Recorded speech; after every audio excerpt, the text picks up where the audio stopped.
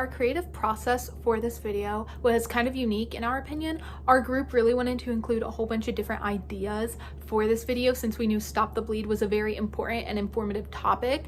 And we figured that, you know, if we could show even the smallest injury and how that can turn life-threatening, that it would really open up everyone's eyes and make a surreal experience come to life.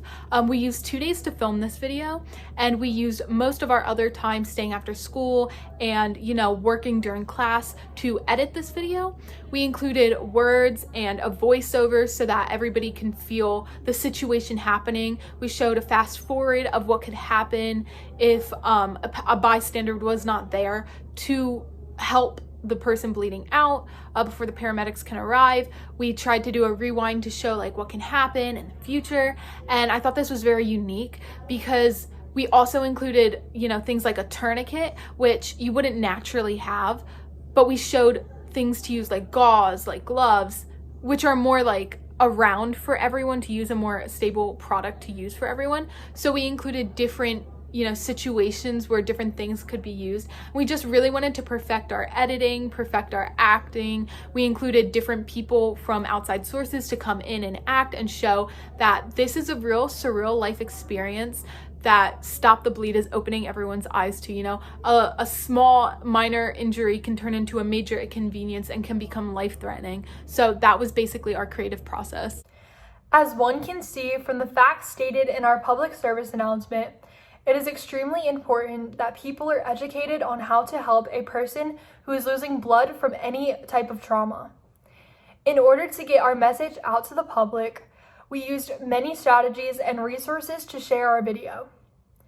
In addition to sharing with our friends and family, our team also posted our PSA on YouTube where anyone who researched the topic could find it, see it, and be educated. It provides others with a reliable source that could be referenced at any time.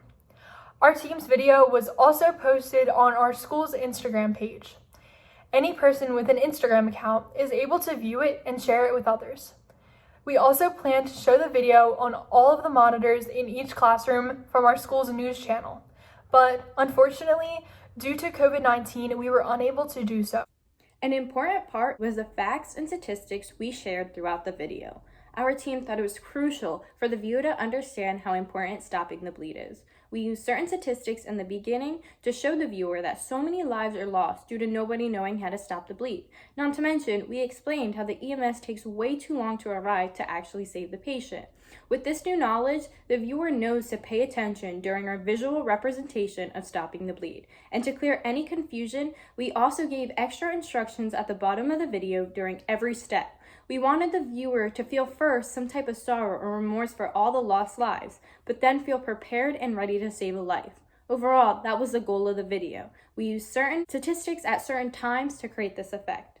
Stopping the bleed is a crucial concept that bystanders and all citizens should understand.